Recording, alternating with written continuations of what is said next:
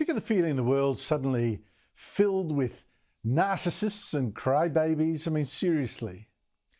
You know what's going on with this rewriting of the classics now? You know, they started small, of course. First, the children's books by Roald Dahl. They'd be rewritten to get out the rude bits. And then the James Bond novels as well. And since then, the famous 5 books even of Enid Blyton as well. I didn't think she could offend anyone. Anyway, apparently you can't have words like shut up in there. I mean, trigger.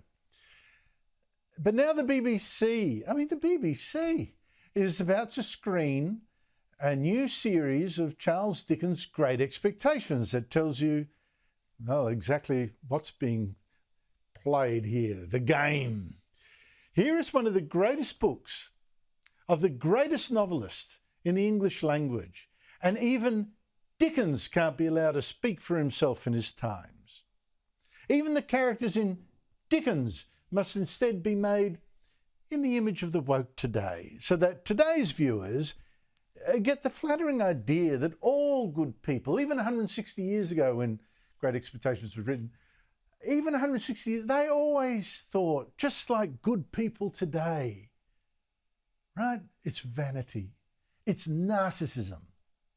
This is the trigger culture sort of blowing up the past, just like the Taliban blew up those giant statues, in case people got the wrong idea about how good the past was.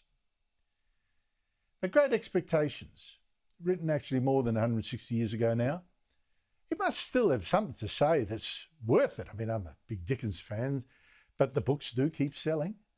And Great Expectations has been made into 7 films, 5 TV series, a couple of musicals, would you believe? Ever since the classic David Lean version in 1946. And every few years lately, it seems there's some new version somewhere, including ones that try to set it in the present day. A Gwyneth Paltrow one that wasn't actually that great, rated just 39 on Rotten Tomatoes, not surprising.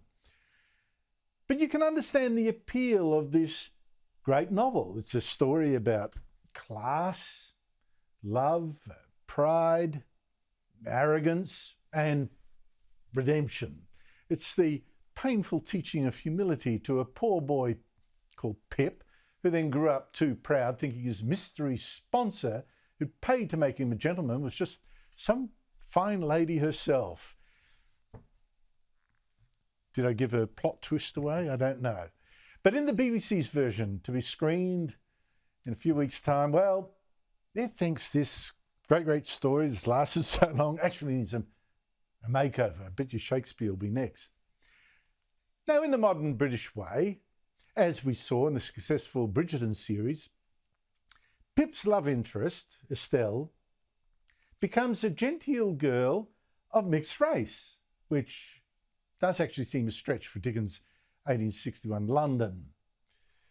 Well, okay, if put up with that, I guess, if you have to. I mean, it's breaking down the believability of this, but anyway.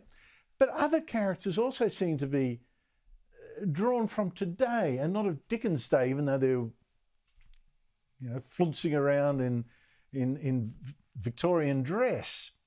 I mean, for a start, Pip, the hero, uses the F word, although he's being carefully trained, as you see in the novel, to be the gentleman is actually desperate to become. Now, it's not a word ever written by Dickens, who had actually a great ear for the dialogue of his day. It was fabulous that way, but anyway, so now that. Another key character, this is the weirdest one, the criminal Magwitch. Won't do a plot reveal here. Magwitch, he speaks at times like a politics graduate from one of Britain's wokest universities today, even saying, for instance, what you could read in The Guardian, I guess, the British Empire was built on the lies of privileged white men. I mean, seriously. I mean, you couldn't get a more modern woke statement. And this has been put in the script by Stephen Knight, who also wrote the Peaky Blinders series about gangsters in Birmingham. Now, Knight says he's done all this monkeying around to make Great Expectations more accessible to modern and younger audiences. And many of the casts have been interviewed say the same. It's all to make it more relatable. That's the word they use, relatable. Is it really? I mean, golly gosh, do you really want the past to seem exactly like the awful present? I don't know. But anyway, what is actually happening here is a blending out of that past. You're going to get younger audiences increasingly not being confronted, because we know how sensitive these petals are, then increasingly now not be confronted with something that's actually very important. That people, just like them, thinking that they're the good and best and everything, and they know better than everyone that went before, they actually had very different opinions to the ones the same people have today. And really, and this is the great thing about literature, great books like Great Expectations, you know, it confronts you with a different way of thinking and forces you to check whether you really do know better. Can you really be sure your modern opinions are the best, particularly when you put them against the standard of what some great thinkers long before you once had? Now, in this case, it makes you wonder, perhaps, whether, like Pip, you are actually a little bit ignorant and arrogant and need a little bit of taking down. That's the great thing about these books, right? And in fact, actor Fionn Whitehead, who plays Pip, he shows exactly the problem here. This is a bloke who says he's never read Great Expectations, you know, too brain-hurty. Says still doesn't have the attention span to decode the language. Hasn't put in the effort. Shows really a little bit of a willful ignorance or incuriosity from someone who's actually playing a character in the book. And when it comes to this new series, you know, it's now going to be trashing British imperialism. This Whitehead character, he said, well, if there's anyone walking around believing that the empire was a great thing, they are clearly kidding themselves. The empire was a horrible thing. It involved a lot of British people going out and enslaving and pillaging and destroying a lot of cultures around the world. Is that really all it was? Seriously? They did that? Honest? Now, if that is really what the people of Dickens' time thought it was all about, I don't think the empire would have been a big deal back then. But it was because obviously there was far more to the empire than that. And for a start, there was no slavery in Dickens' time, not in Britain. Britain had actually fought against it.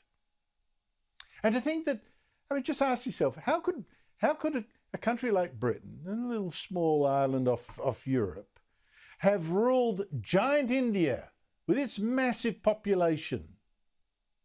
Unless a lot of Indian people back then thought, well, Britain is better than some of the alternatives. And in fact, a lot of Indians served in the British Army. So how do you work that out? Now, there is in fact a reason why many former British colonies are still part of the Commonwealth, with King Charles as its head, and still think, well, the British did contribute to our culture. Far from destroying it, it gave us something better, like how about democracy? How about the rule of law? Things like that. The English language is a great gift too, still spoken throughout India. But with this new version of Great Expectations, here's it's going to be gold for young Whitehead, because he's going to have all his lazy assumptions and his prejudices confirmed. No need to think. There's no past represented in this that's going to make him think, oh, hang on, did I just go with the flow? Have I made some sort of lazy kind of assumption about all this stuff? Do I need to reflect? Maybe I'm not perfect. No, don't worry about that. And this is the way it all works, this rewriting, because believe me, it will not stop.